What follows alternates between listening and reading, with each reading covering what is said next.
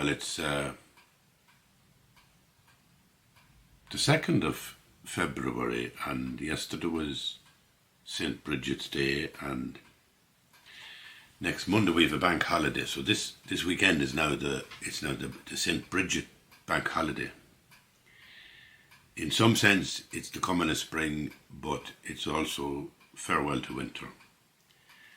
I couldn't resist recording this one. The lights went out on Nullag Naman.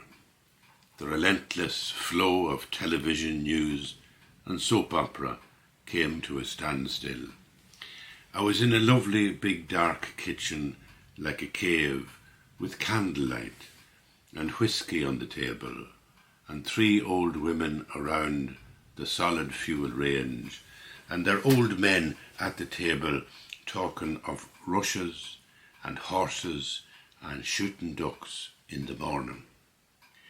The electricity was off for hours. The women were silent, and their busy hands were still at last. And in the candlelight their youth returned, their eyes sparkled, and their skin glowed with heat like a forest of lanterns. "There's rushes in the field beyond the river," a man said, near the forestry. "Rushes in Westmeath," another exclaimed. "That's a disgrace."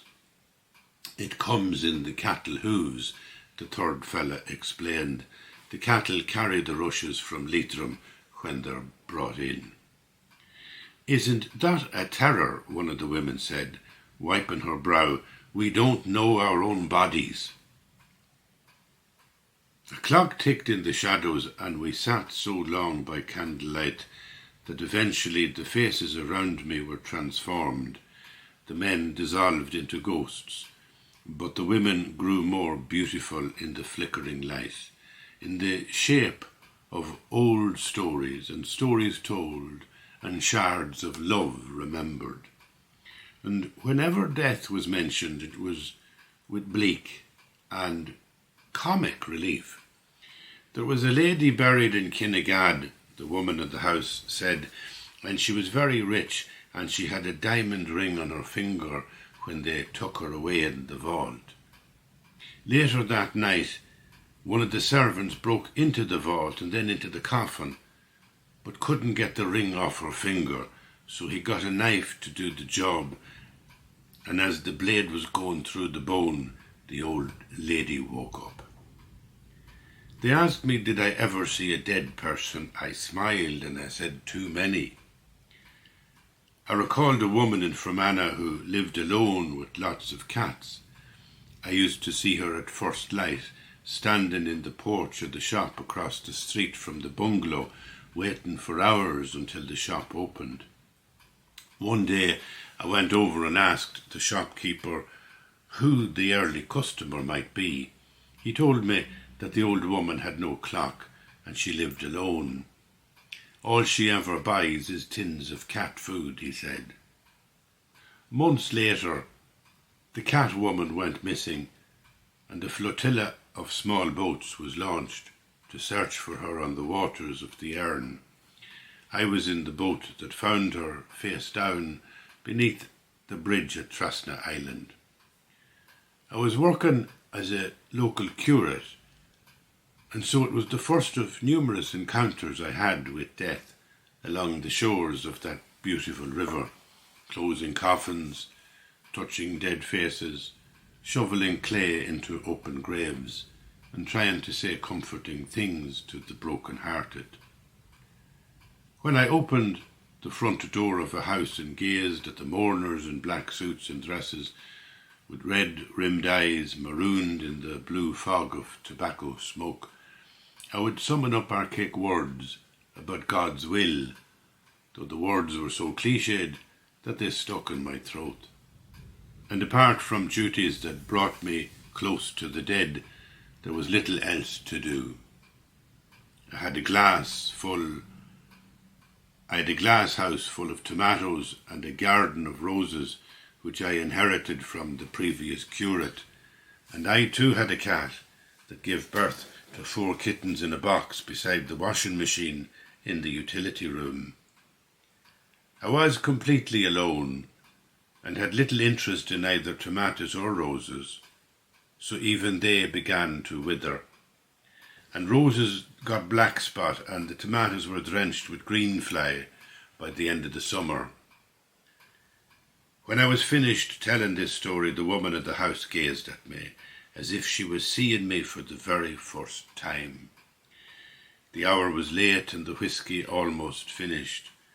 The whispering voices and flickering candles had brought the dead in close. But suddenly the electricity returned. The women were disappointed and called for the lights to be turned off again, but the men would have none of it. They rose to their feet like uneasy heroes, in overcoats and mud boots, clutching their lamps. They were ready for the dawn, for ducks and the real world. God, when I look back at it now, there was a line in it that I just stopped at, where somebody said, one of the women said, we don't know our own bodies. And it struck me when I was reading it too that, in the darkness, you think in the darkness you wouldn't see your body. But the funny thing is, in the darkness you really do feel your body. And in that sense you see your body. You see your body with the inner eye. And it struck me also when reading it that it was funny how at the end of the night the women wanted to turn off the light again because the conversation was bringing them into a mysterious world, like a mysterious world where there's ghosts, but also a mysterious world where they know their own bodies. So it's like what somebody said one time, when you go within, you wake up. When you look out, you're sleeping. I think it was Jung or somebody close to him said it. When you look out, you're sleeping, you're dreaming. When you look in, you wake up.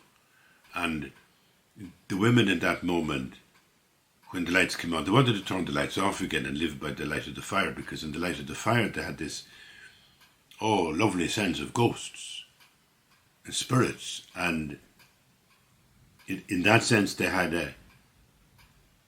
were knowing their own bodies. They were using the inner eye. And I think everything we do in meditation is like that. Like in any meditation, in any prayerful realm, you're allowing the possibility of ghosts, really. You're allowing the possibility that there's something underneath the surface. I'll read you one more, but what I'm really coming to is, I suppose, a sense of, like, what is faith. And one of the places I found faith was among travellers. I know that sounds crazy, but for me that was the reality. And the other thing I found among travellers was storytelling. That they could embody a story in a powerful way, and they could also embody faith. I was doing a play one time called The Tinker's Curse, and I was playing a travelling man, a one-man show, and I'm a traveller man. And I had a pair of rosary beads, and this was for the drama, and at one stage I flung the rosary beads on the ground in anger. And we used to do the show for groups of travellers, like as private showing, to get their opinions, to see what they thought of it, so that we could, develop it and change it. And I always remember a day a fellow saying to me, a travelling man, he was in the audience and we were having the discussion afterwards, and he says, you shouldn't throw down the rosary beads. He said, no travelling man would do that. Do you know the way he was right and he was wrong? He was wrong in the sense that I'd put a bet on it. There's loads of travelling men might do that. But in their hearts, they wouldn't. If their hearts were in the right place, they wouldn't. There's an intrinsic connection between, if you like, the physicality that expresses the sacred and the sacred itself. There's an intense sense of real presence, embodied, physically. You get it in relation to holy wells, and you get it in relation to Crowpatrick. When travellers do patterns, they do a pilgrimage to Crowpatrick, the physicality of it and the numinous or imaginal or sacred realm of it, there's no difference. There's not a hair's breadth between the two. One is the other. Their sense of embodiment is absolutely powerful and amazing, and I have often, in the old days, been in a trailer with a wonderful person, and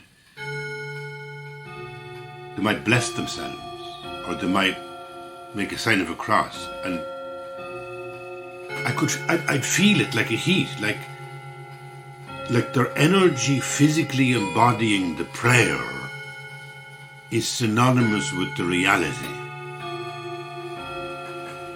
They haven't reduced the prayer just to the head. That's my bell. In the old days, like, you hear the bell, now that's 12 o'clock. And everybody, if you were in a Christian Catholic country, sort of you'd bless yourself. Sometimes I bless myself the opposite way. I go 1, 2, and then from right to left. That's the way Orthodox people do it. So I do it that way sometimes, to express my orthodoxy. But what I'm saying to you is that I would see a traveller, Father, Son, say the angel of and you'd say the angel of the Lord declared unto Mary, and she conceived of the Holy Ghost. So you'd say the prayer, but I see maybe as a traveller, I'm sitting in the trailer, and she's a devout religious woman, and we're talking about Padre Pio, and the 12 o'clock bell signals, and she blesses herself. And there's something in the way she does it that I feel the prayer is being completed. So there is an embodiment. She's looking at me, she's looking at the trailer, but she's deeply seeing with the inner eye, and it's physical, it's sensual. And that's what I like about Orthodox tradition, that in the Orthodox Church, there's a huge amount of physicality. There's, people kiss the icon, they bow down before the icon, they light candles. There's so much of prayerfulness is physical. And what I love about Irish tradition, the early Irish tradition in Christianity, is that you get the same stuff. I went to Lough Derg when I was young. I went 3 times between the ages of 18 and 25. And you go on that island and you're barefoot and you're walking around in circles. And when you get there first and you're about 19 years of age, you think it's a completely idiotic thing to be at. Completely stupid. But you get into it because your body gets into it. Your body is forced into it because you've come to do the pilgrimage and you're not going to resist it. So there you are, kneeling on the edge of these stone walls, looking at a crucifix in the middle, a cross, and you're saying your, whatever it is, 3 Hail Marys and 3 Our Fathers. You're pattering away, like mumbling away these prayers, but it's not the meaning of the prayer that matters anymore. It's like you're saying, have I done 1 or 2 or 3? And you have to go round 7 times saying stuff. Outside the wall, It's a circular wall. You go round outside, then you kneel on the wall, and then you go round inside, and then you kneel inside. And that's one station, and then you have to do another 6 stations. And then there's bits of it where you have to go up to the wall of the church and put your back to the wall of the church and stretch out your hands and say, I renounce what? The world, the flesh and the devil. And you're about 19 and you're kind of laughing to yourself. And then you do it on the 2nd round and the 3rd round. You've pushed yourself beyond what the words mean. And it's like you're in a dance. It's like you're in some sort of Pina Bausch dance. I renounce the world, the flesh and the devil. And there's some way that you're embodying something, you know. And I'll come back to the subject of the travellers, because let me read this one for you. There's more to Mullingar than just luxury apartments or clusters of stand-alone mansions in red brick with wrought iron gates which rise behind beech trees in the suburbs. There are back streets and laneways and littered alleys and grey walls and derelict houses. Rows of small cottages with white plastic doors and PVC windows awkwardly cemented into 1950s pebble dash facades. The travellers' halting site in Mullingar is squashed into low land between a graveyard and a main road. I've seen children amusing themselves by flinging bottles of water at each other and drenching their clothes. They exist in a limbo of unease between the screech of cars and the silence of the dead. One Saturday long ago, I was standing at a zebra crossing in a poor neighbourhood when the lights forced a long-axle silver jeep to stop.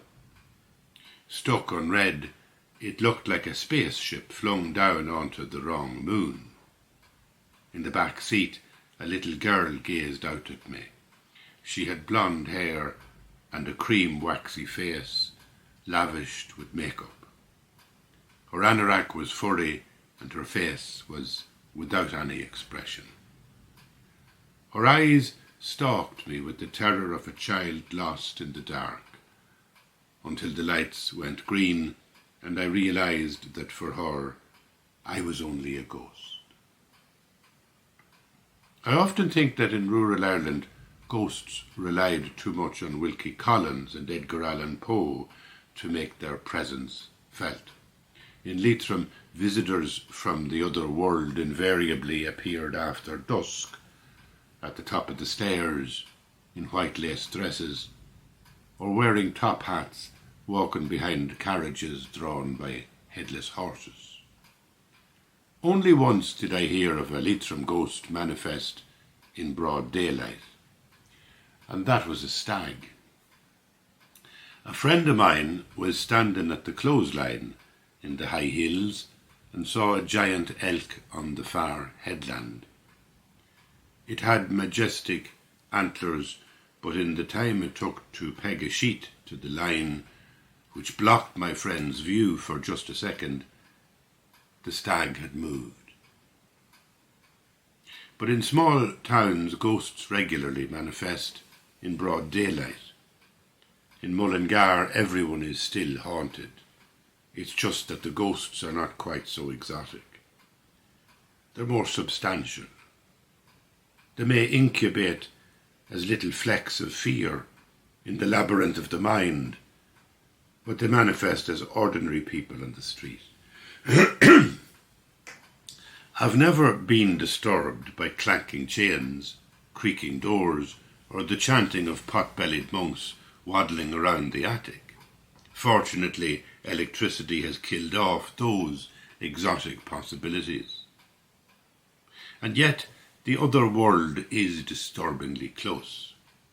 The other world is a deprived housing estate, or a mean street, where garbage lies uncollected, a cul-de-sac of poverty, a place where people in jeeps don't stop for tea, Yes, the other world is a real place. It's a ghostly realm also. Come to think of it, most towns have a hill or a half acre or a white city where the poor have been corralled for generations. And just as film stars and pop idols constitute the ordered pantheon of our secular gods, so the poor have become the unruly ghosts of an affluent society. There is an old man I keep meeting in unlikely places. He has weak eyes, falling eyelids, and shaking hands. Last week I saw him in Tesco's, stranded in the electrical section, surrounded by flat TV screens, smoothie makers and juicers. I pointed him back towards the tinned sardines. He moved slowly with his purse in one hand and his list of messages in the other. There was something about his slow trajectory up the aisle which reminded me of a Shinto master. He scoured the shelves for the precise tuna he wanted. "I have to go to the post office afterwards," he said to me, "to get me pension." Later that afternoon I spotted him at counter number 7 collecting his money. His movements were cautious, the purse still in his hand and the Tesco bag on his arm. "How are you?" I asked. He looked at me perplexed.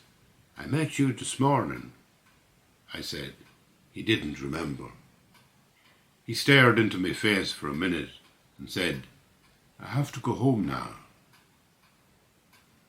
When I had posted my letter, I scanned the street, expecting to see him again. In the slanting afternoon sun, mooching along or clinging to the wall, but there was no sign of him. Maybe he was a Japanese Shinto master, or my father's ghost, making a brief appearance. But like the stag, he had vanished. I suppose what I'm getting at there is this thing of faith. You know, we talk about religious faith. The faculty to believe, to imagine, to perceive in certain ways that don't correspond with empirical reality around us, that ability is in us. We're doing it all the time. Who knows from that man's point of view? He was meeting a ghost. I to him was a ghost. I pointed him towards the sardines. But in the afternoon he didn't recognize me. The figure that met him and pointed him to the sardines had vanished. He didn't know him anymore. And when I saw the young girl sitting in the truck, because the truck was just stopped for a moment at the zebra crossing, and I'm looking up at her and I'm thinking, like, she's just a figure passing through my cosmos. And then I thought, maybe I'm that to her too.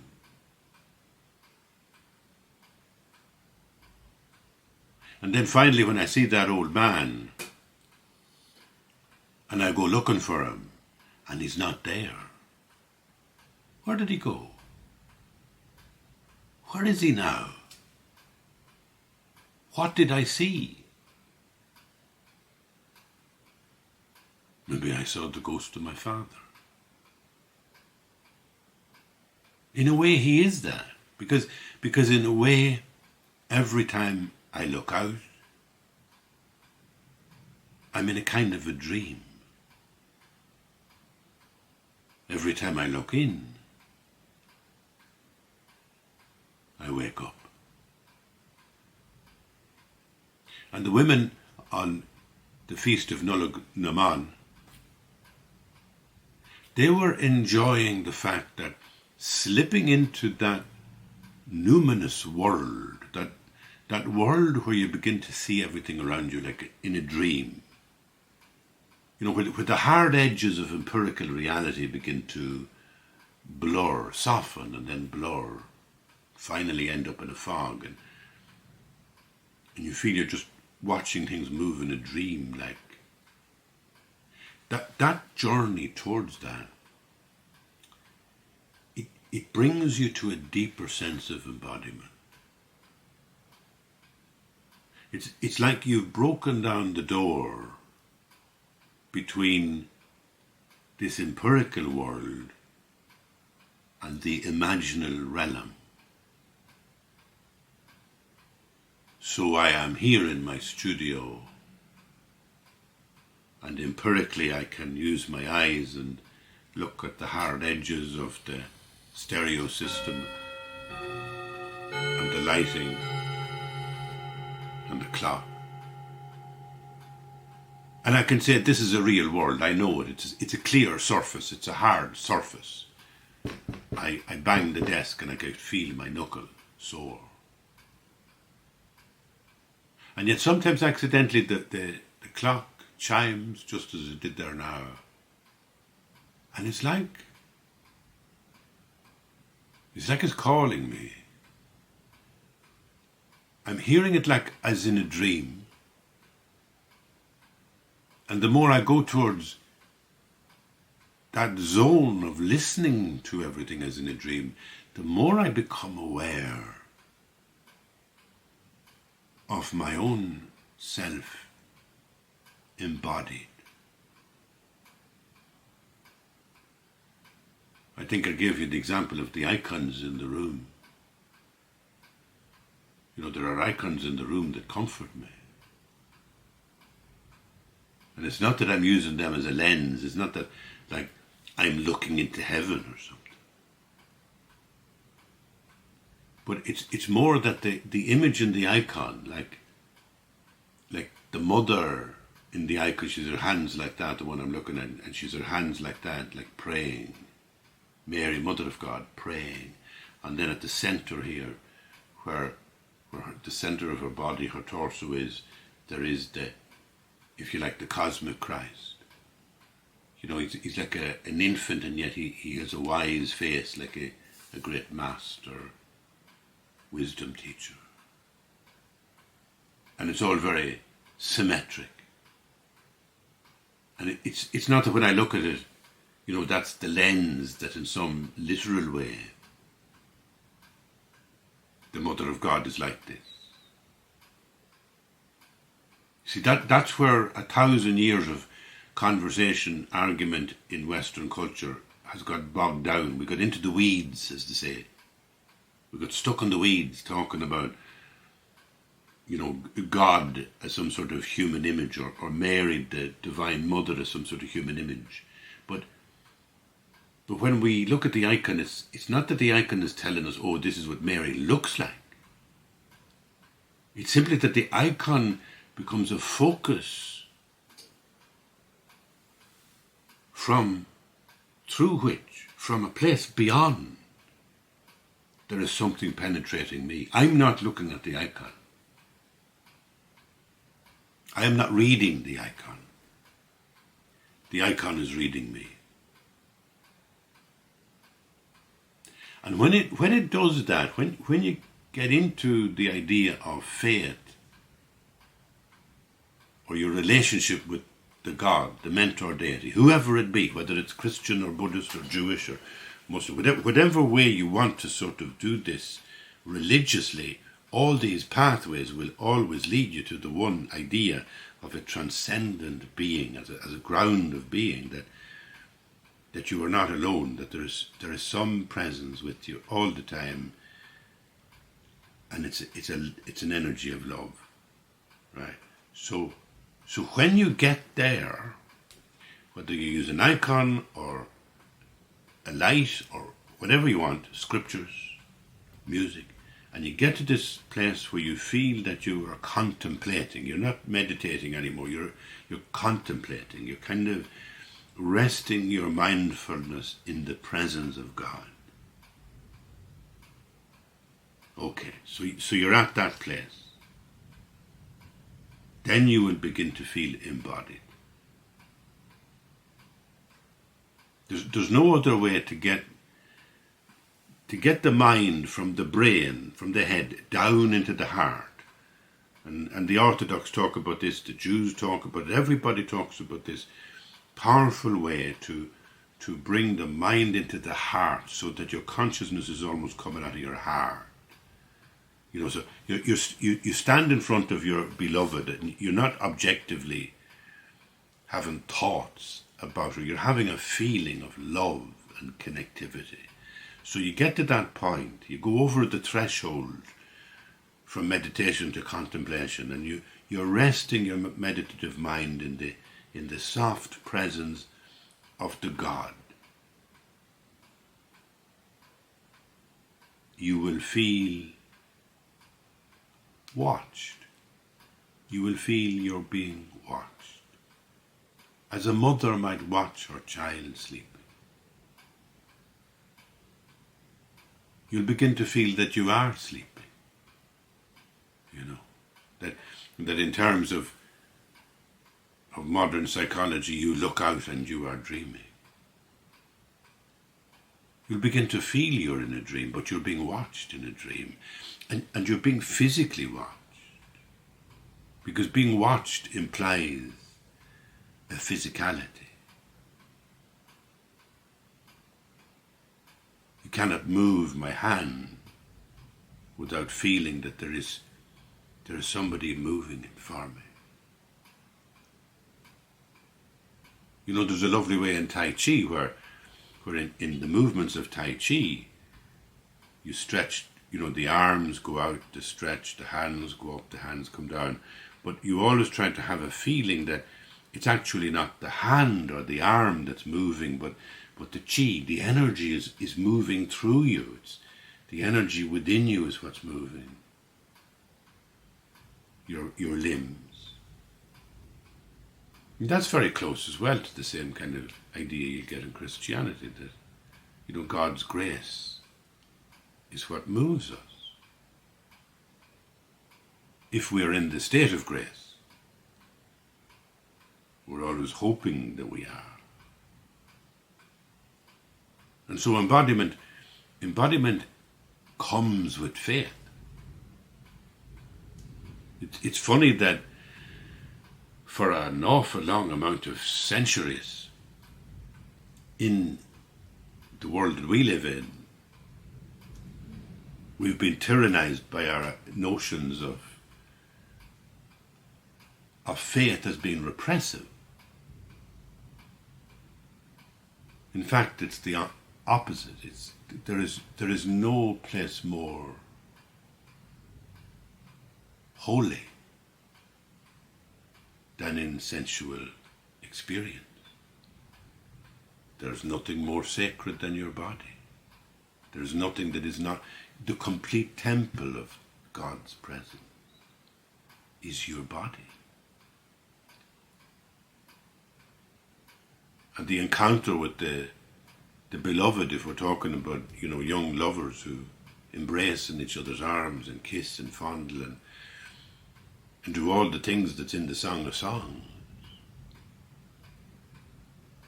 We feel it at the surface level of its erotic power. We feel the Song of Songs in the Old Testament as an erotically powerful piece of literature, but we also feel in every phrase of it, in every embrace of the other, in every kind of clinging to the lover, a sense of embodiment wrapped up in the watchful gaze of the divinity.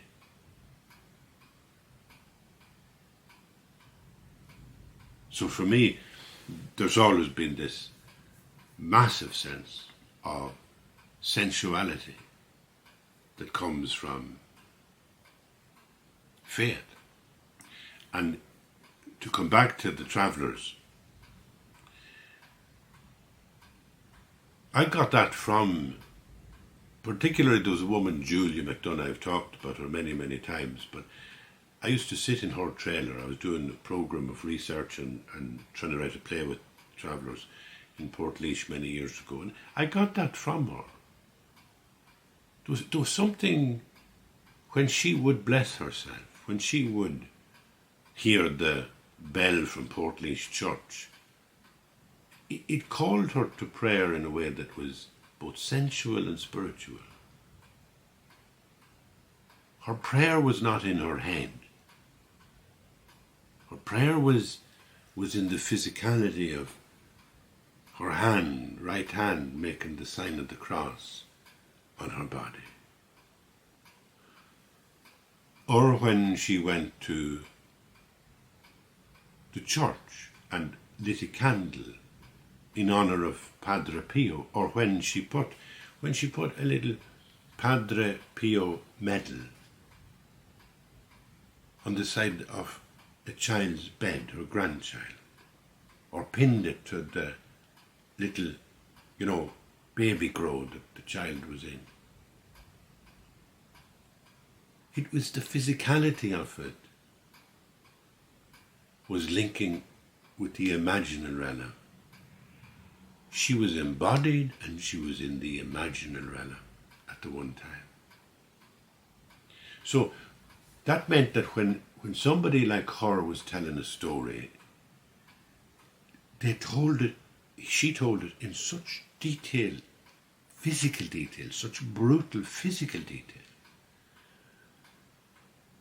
that I was astonished as a storyteller. I felt this is how to tell stories.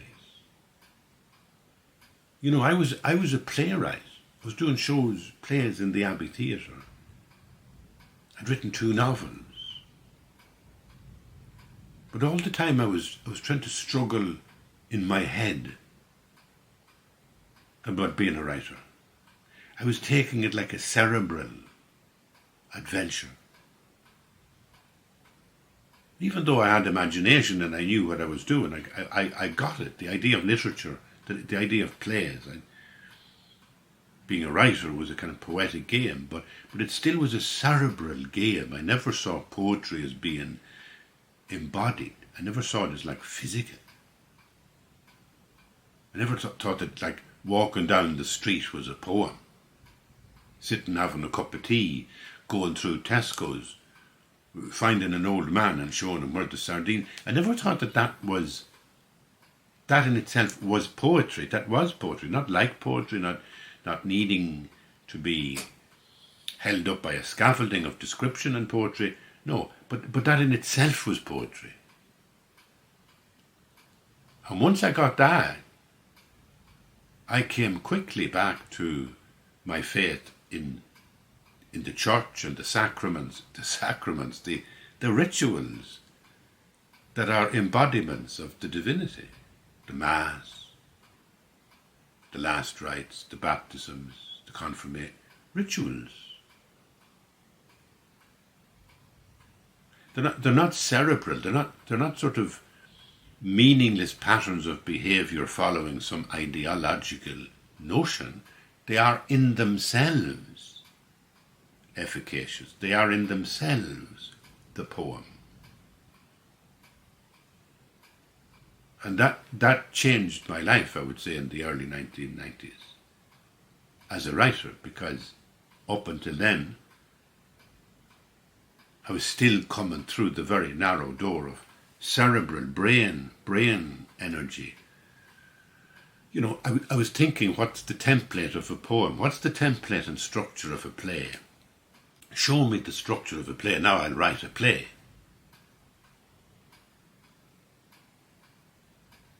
I was thinking of plays even as writing them, with a typewriter. I hadn't fully realised playwright is play right. PLYWRIGHT. That to be a playwright was to embody physically the story, playfully. And I really found such richness in my encounter with those travellers,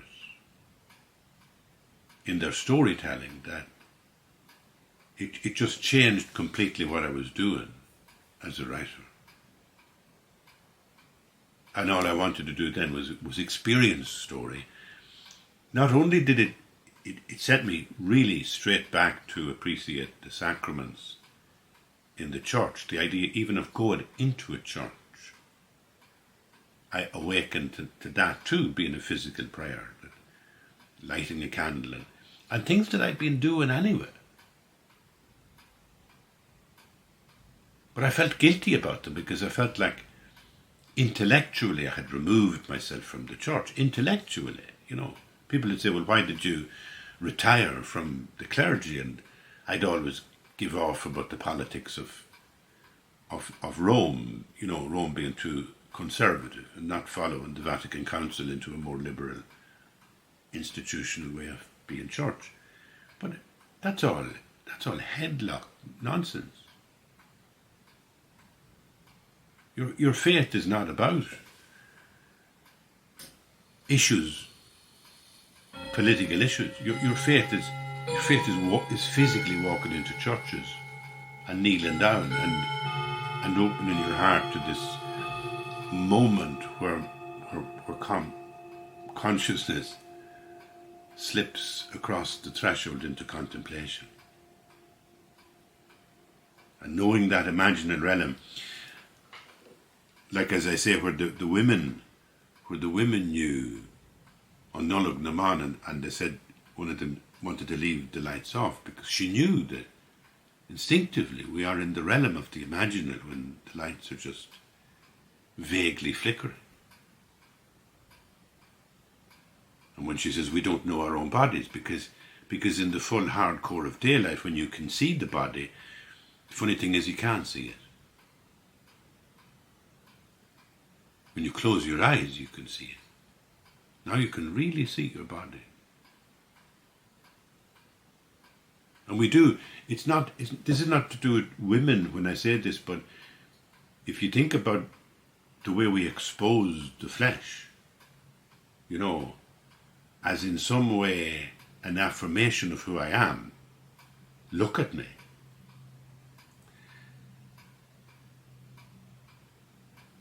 We think this is a liberation, particularly for women, so, they don't have to dress modestly.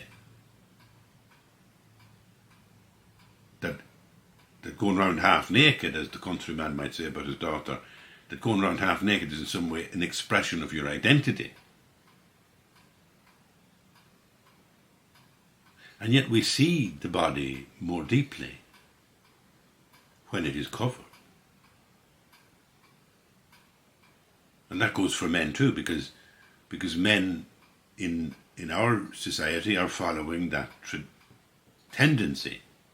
Men are now spending huge amounts of money on their physical look, and they're going to the gym and they're pumping up and they're getting the body into a big, strong, stocky shape,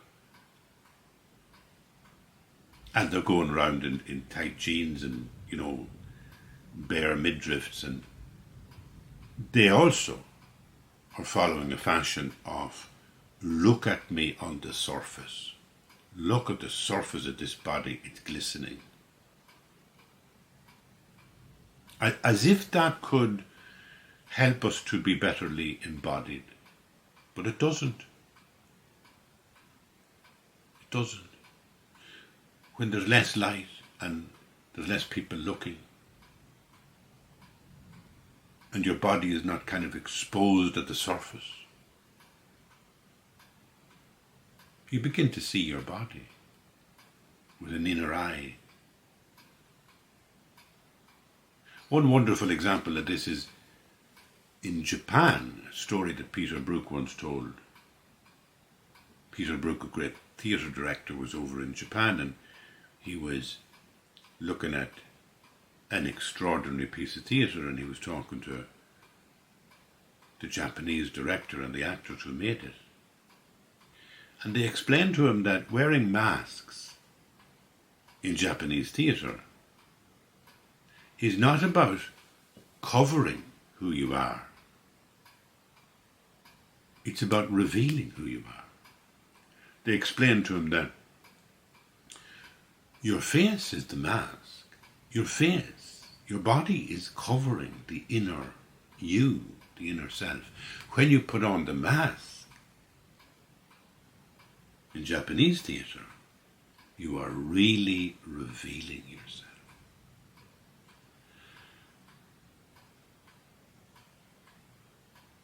All that made me a storyteller only because I met travellers who had such a kind of a keen ability to embody reality. And they could embody anger as well. But they could embody joy, and particularly what ran through the happy days and the sad days was always faith. So it was the first place where I really saw faith embodied, prayer as a physical gesture. Same as the Panchen Utral Rinpoche, my great and dear and precious teacher, he would always point out that if you're at the table and somebody asks you for the sugar, and we in the West lift up with our right hand the sugar bowl and pass it over to them. And he said, like, in the tradition he grew up in Tibet, you would more likely do that with both hands. And then he would gesture, he would do it for us, he would take something up with both hands, and then he would pass it to you. And of course you realise that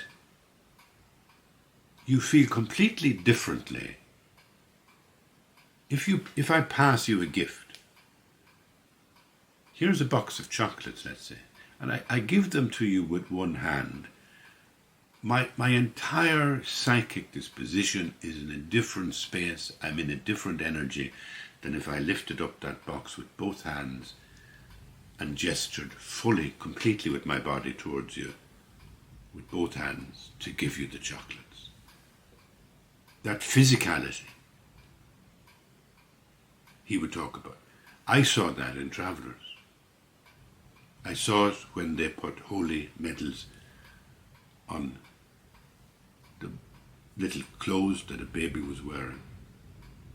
But I then noticed that this wonderful woman that I was talking to, it meant that her storytelling was powerful.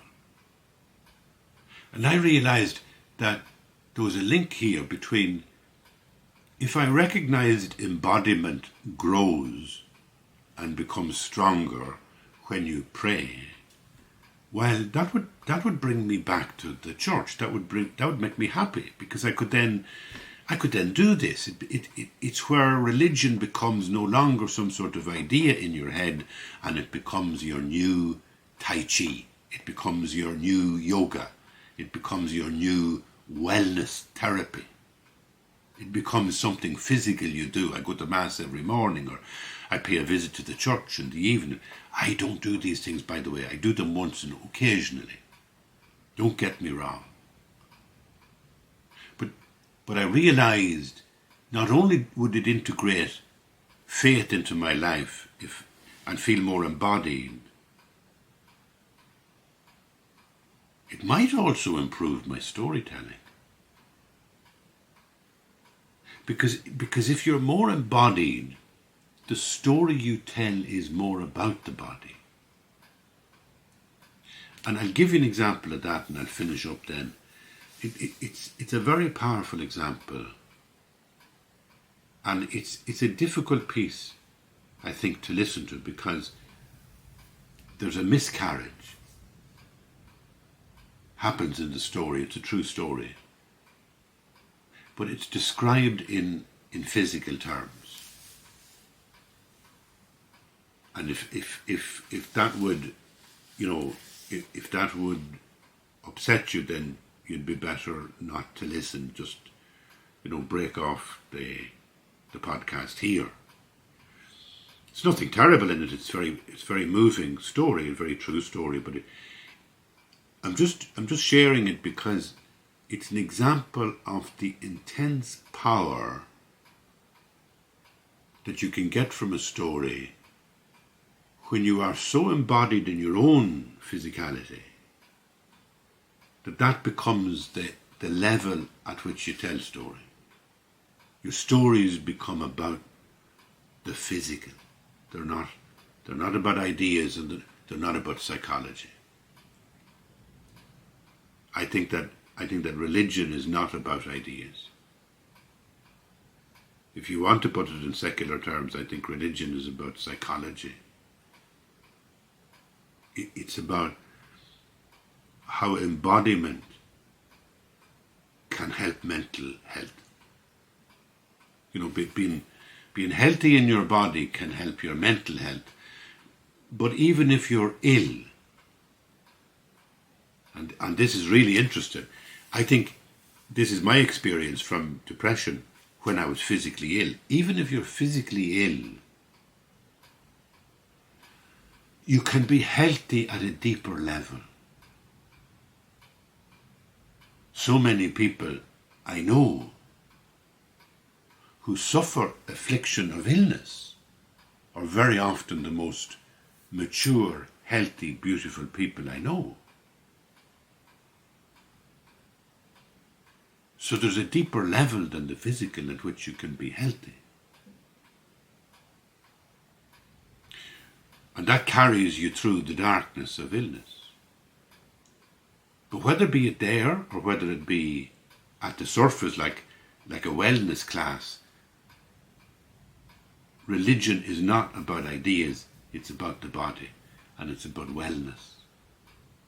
It's about rituals in which your body becomes deeper and deeper in its awakening, because you're not just at the surface.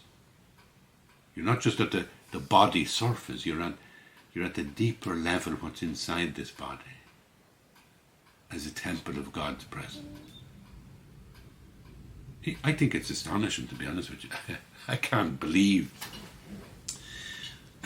how amazing it is. The whole realm of what we are as humans. I think it helped me in the past 30 years to develop myself as a storyteller rather than just somebody's cerebral brain energy writing books. I became a storyteller, and I became a person of faith. So, in the autumn of 1994, I spent 2 months on a barge near Tullamore. At the time, I was working with the Tullamore Travellers movement and spent most of the days in trailers, listening to travellers talking about poverty, babies, and ghosts. The travellers I met lived on an unofficial halting site with no running water. We would pass the time looking out the windows and telling stories. For them, storytelling was liberating in the sense that it freed them from the mundane. It was crippling because they were always victims in their own narrative. I met a beautiful woman called Julia. She was small, with lines of suffering in her weather-beaten face. She had hair as black as a raven's feather, though she was by then well into her 70s. She told me that she got into a bit of bother in Mullingar one time and ended up in Mountjoy. Apparently, she was involved in an altercation with another travelling woman. The pair of them exchanged insults on the street. And then, when it got really hot, Julia put her blanket on the ground and placed her baby on the blanket, then rolled it up, baby on the ground, and took a turnip from a shop stall and flung it at her opponent. And the opponent fled. Well, then a Garda arrived, and the owner of the shop came to the fore, whinging about the loss of the turnip. Julia was so frustrated that she was compelled to take another turnip, a bigger one, the biggest turnip on the stall, and she flung it this time through the plate glass window of the shop. And that's how she ended up in prison. Another travelling woman once told me of the miscarriage her daughter endured in the bathroom of her terraced house. It was a clear blue morning, and she was going to accompany her daughter to the antenatal clinic, but she was in for a shock. Her daughter was standing in the bathroom. Just standing there, she said, as if she had seen a ghost, as if she was stuck to the floor. "Mammy, Mammy, what's this?" she cried. Her mother couldn't prevent the child from seeing before her eyes a formless thing on the ground. She dragged her daughter into the bedroom, put her lying down, then went back to the bathroom to clean up. And she brought everything to a nurse in the emergency department. "I don't know," she said to the nurse, "if I done right or wrong. Did I do the right thing?" In the days and weeks that followed, the daughter was very depressed. Her mother didn't want her to end up in the mental hospital. Her mother would take her out for walks through the town, and she'd get her to take all the clothes out of the presses and sort them out and put them back in again. And she'd get her to mop the floor and clean the floor. Rituals. Repeating things. She'd say to her, but the daughter wouldn't want to leave the house, she'd say, "Go out, and if you were only to pull the grass with your bare hands, just do it, do something. Get out of the house." And she kept on her case until the daughter was well. The travellers I met believed in Padre Pio and other visitors from the spirit world that brushed against them in the dark night. Padre Pio worked miracles for them. And there were other ghosts and haunted roads and the bad luck that comes from badly spoken words. Their belief in saints was far removed from the naive literalism of children. It was a language of hope made necessary by fear, powerlessness and injustice, which they faced every day. It was a beautiful autumn in 1994. The yellow leaves did not fall until mid-November, and there was a stillness along the canal where the oak trees spread their canopy and the fog enveloped the barge. Each morning I headed for the halting site with a notebook and a tape recorder. I was delighted to be alive. My friend Julia enjoyed an intuitive wisdom which could cast a shadow into the future. Because as I left her trailer for the last time, I promised her I'd write a play someday to honour her. And she said, "You'll write lots of them. And put in a ghost," she said, "'cause the electric light is nearly all the ghosts wiped out." I closed the door of the trailer behind me and never saw her again. But in some sense, she's always with me. And I've always put a ghost in every play.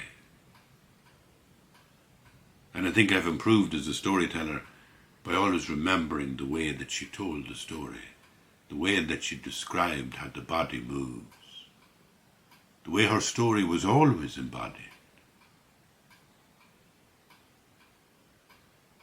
And there's also a thing there, about the way that language was used. There was things she couldn't say because she said they were unlucky to say them. She was getting at that really powerful idea that words also embody some kind of spiritual reality. When you tell the truth, the words embody the deeper truth in the world. When you tell a lie, you're committing a terrible sacrilege against the cosmos. Because words are more than words. Words embody.